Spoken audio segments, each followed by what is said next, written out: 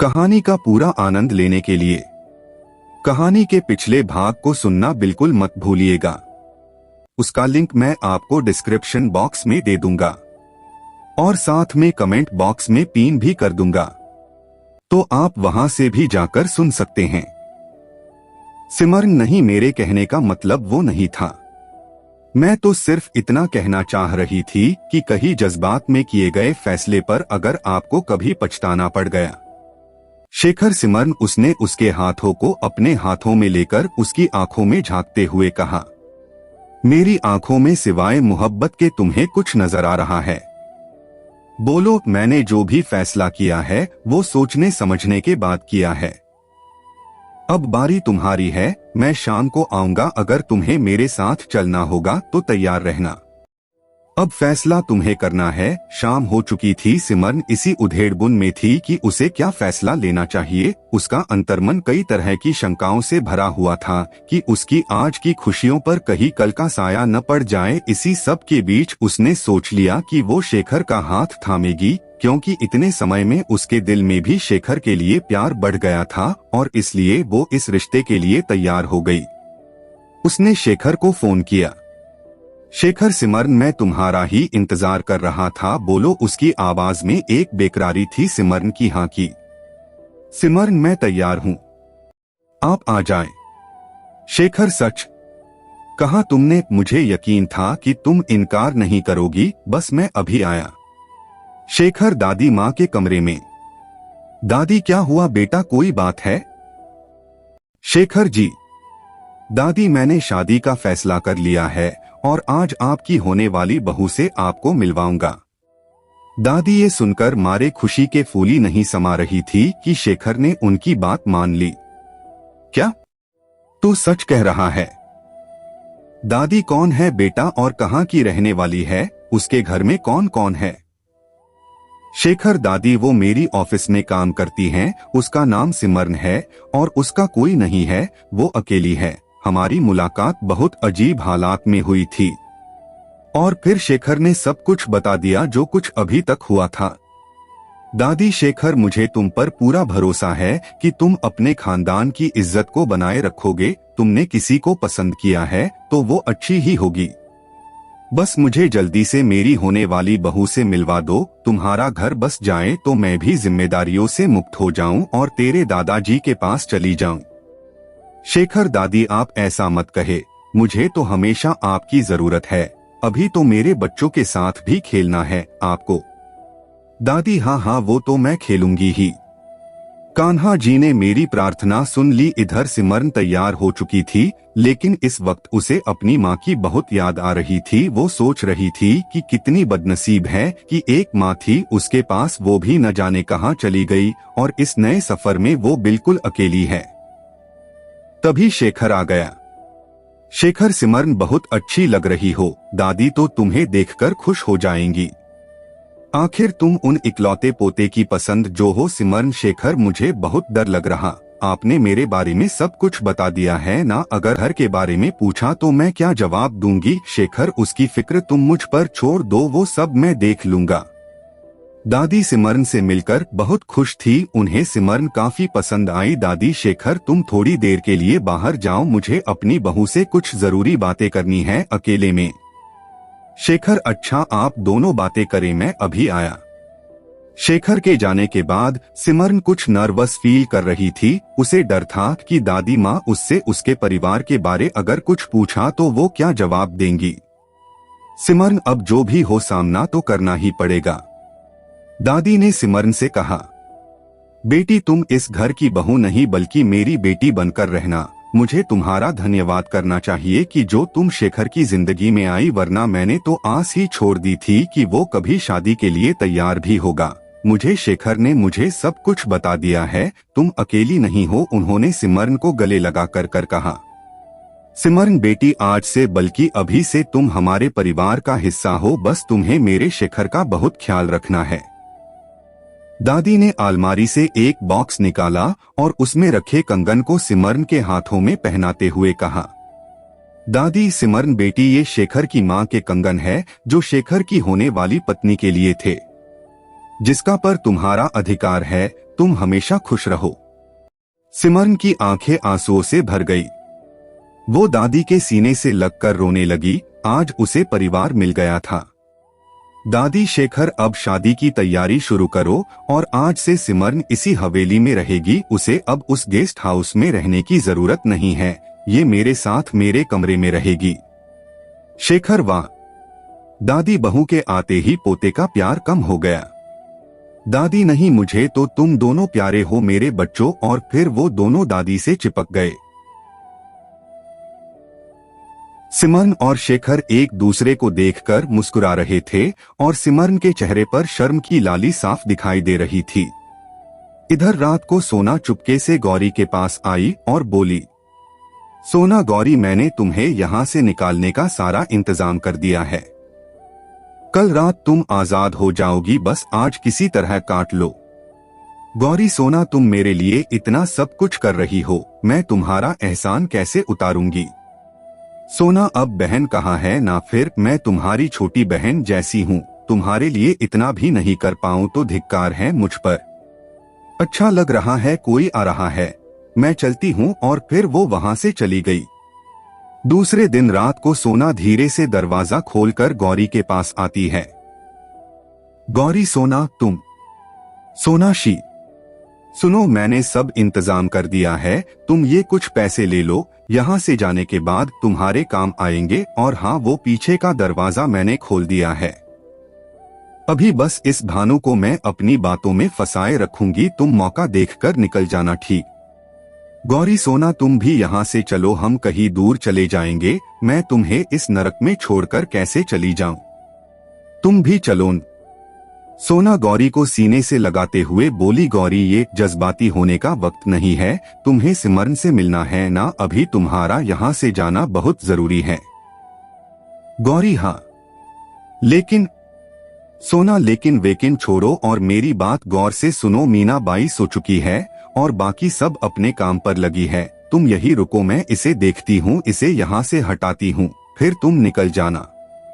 सोना भानु के कंधे पर अपना हाथ फेरते हुए बोली, भानु, तुझे देखकर मुझे बड़ा तरस आता है। सुबह से लेकर रात तक तू इसी दरवाजे पर खड़ा रहता है। तेरा भी तो दिल चाहता होगा कि तुझे कोई प्यार करे। तू किसी को प्यार करे, बोल, सही न सही कह रही हूँ। भानु, अरे सोना, इस कोठे पर मीना बाई का जब तक राज है, हमें तो यही लगता है कि ऐसे बूढ़ा हो जाऊंगा खड़े खड़े। दिल तो बहुत चाहता है, लेकिन मैं यहाँ से गया और अगर मेरे पीछे कुछ हुआ तो मीना बाई तो मेरी बोटी खिंचवाकर कुत्तों को खिला देंगी।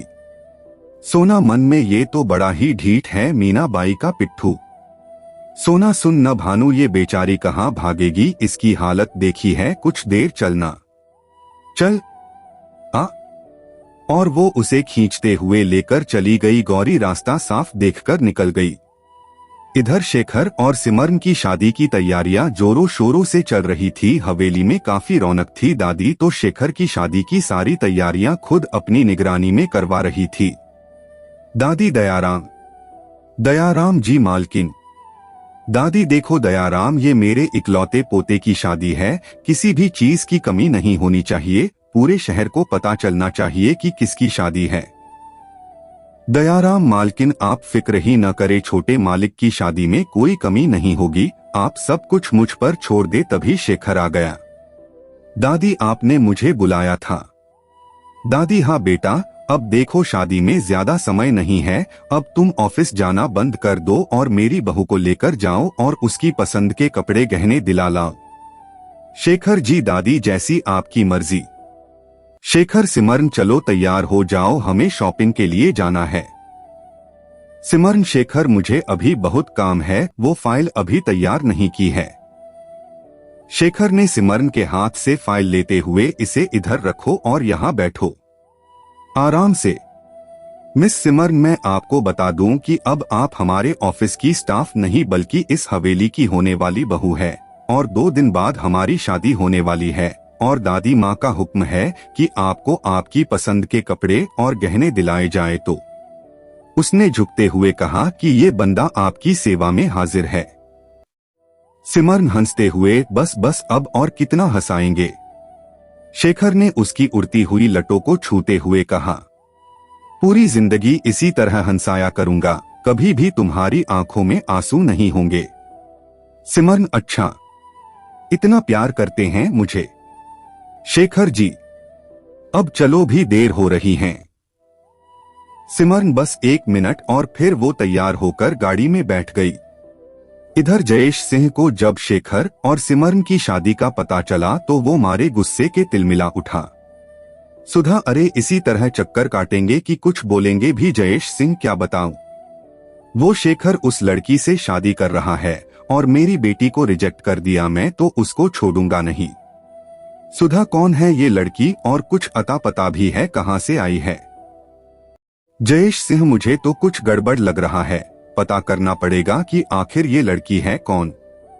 इधर गौरी ने जैसे ही दरवाजा खोला तो बाहर बंधे कुत्ते जोर जोर से भौंकने लगे। गौरी मारे डर के उसके कदम रुक से गए, तभी उसे मीनाबाई की आवाज सुनाई दी। मीनाबाई, अरे कहाँ मर गए तुम सब, कलुआ भुवन नीमा। भानु, देख तो ये कुत्ते काहे भौंक रहे हैं। भानु, अरे छोड़, मुझे मरवाएंगी क्या, आज तो मैं गया। भुवन, अरे देख नीमा क्या हुआ है, अरे ये भानु कहाँ गया। नीमा, अरे भुवन कहाँ चली गई, किवाड़ खुली है, ढूंढो उसे। मीनाबाई, अरे कहाँ मर गए सब के सब। भानु, क्या हुआ। नीमा, अबे तू कहाँ चला गया था, भाग गई, अब मीनाबाई ने हमारा कीमा न बनाया तो। इधर सोना, लगता है इन्हें पता चल गया कि गौरी भाग गई है, भगवान बस उसकी मदद करना। अगर मीनाबाई मुझे इस काम के लिए मौत की सजा भी दे तो मैं खुशी खुशी मरने को तैयार हूं। अब बस गौरी को सिमरन मिल जाए और वो दोनों कहीं दूर चली जाए इस जहन्नम से। इधर गौरी दीवार से सटी सब कुछ सुन रही थी और समझ नहीं पा रही थी कि कैसे निकले, तभी उसे किसी की परछाई दिखी और वो रानी थी। रानी, गौरी तू यहाँ क्या कर रही है? तू तो कमरे में बंद थी, अच्छा तो तू भाग रही थी। कल्लन, भुवन कहाँ हो तुम सब, ये गौरी यहाँ छुपी है। गौरी, चुप हो जाओ, मुझे जाने दो, देखो मुझ पर तरस खाओ, आखिर मुझसे तुम्हारी क्या दुश्मनी है, तुम मेरी छोटी बहन जैसी हो, भगवान के लिए मुझे जाने दो। रानी, क्या कहा तुमने बहन? देख गौरी, हम जिस्म बेचने वालों का एक ही रिश्ता होता है, दाम और ग्राहक का। ग्राहक आता है, दाम देता और। इतना कहकर रानी हंसने लगी। हाँ, और सुनिए, जो तूने किया न उससे हम सबको कितना नुकसान हुआ है, तुझे कुछ पता भी है। अब हम पर मीनाबाई की कुछ ज्यादा ही नजर रहती है। गौरी, सुन रानी, देख मेरा जाना बहुत जरूरी है, तू मुझे जाने दे वरना मैं। रानी, वरना क्या? क्या कर लेगी तू? गौरी, मुझे मजबूरन तुझे मारना पड़ेगा। रानी, अच्छा मुझे मारेगी? मार। ए नीमा, ये यहाँ छुपी। आह! गौरी ने उसके सिर पर वही रखे एक डंडे से वार कर दिया और वहां से भाग निकली। इधर सिमरन कमरे में बैठी थी और अपने वाले उस पल को सोच रही थी कि कल का दिन उसके लिए कितना खास है जब वो शेखर की हो जाएगी। सिमरन, शादी हो जाने के बाद मैं शेखर को माँ के बारे में बता दूंगी और मुझे पूरा यकीन है कि वो माँ को ढूंढने में मेरी मदद जरूर करेंगे। तभी मानसी उसके पास आई। मानसी, सिमरन मैम आपको दादी जी बुला रही हैं। सिमरन, आप चले, मैं आती हूँ। वो कमरे से निकली ही थी कि तभी उसका पैर फिसल गया। वो गिरने वाली ही थी कि तभी शेखर ने उसे अपने बाजुओं में पकड़ लिया। सिमरन, आप? शेखर जी, मैं? वैसे आप इतनी जल्दी में कहाँ जा रही है? सिमरन जल्दी से खड़ी हो गई। मैं दादी जी के पास जा रही थी, आपको कुछ काम था डॉट? शेखर, बस कुछ याद आ रहा है कि शायद वो लड़की आप ही थी। खैर आप जाएं। सिमरन, शेखर भी न पता नहीं क्या बोल रहे। सिमरन, दादी आपने मुझे बुलाया। दादी, हाँ बेटा आओ। ये देखो तुम्हारे लिए पहन कर दिखाओ कैसा लग रहा है। ये मेरी शादी में तुम्हारे दादाजी ने दिया था, अगर तुम्हें पसंद न हो तो दूसरा बनवा दूंगी। सिमरन, दादी कैसी बातें कर रही है? बहुत खूबसूरत है, बिल्कुल आपकी तरह। दादी, दादाजी आपको बहुत प्यार करते थे। दादी हाँ बेटा, तेरे दादाजी बड़े ही रोमांटिक थे और मैं भी कोई कम न थी, जवानी में तो बिल्कुल रेखा जैसी थी। तभी शेखर भी आ गया। शेखर दादी आज भी आप रेखा ही लगती है। दादी हट, बदमाश कहीं का। सिमरन और शेखर तुम दोनों की जोड़ी हमेशा सलामत रहे, खुश रहो। दादी ने ढेर सारी दुआएं दी। सिमरन और शेखर ने एक दूसरे को देखा और शेखर की प्यार भरी नजरों से सिमरन शर्मा सी गई। इधर जयेश सिंह के कमरे में सुधा दौड़ती हुई आई। सुधा, अजी चल कर देखिए न, श्रेया ने खुद को कमरे में बंद कर लिया है, दरवाजा ही नहीं खोल रही। दोस्तों, कहानी बहुत ही अच्छी है, इसलिए इस कहानी के सभी भाग को जरूर देखिएगा और चैनल को सब्सक्राइब कर लीजिएगा।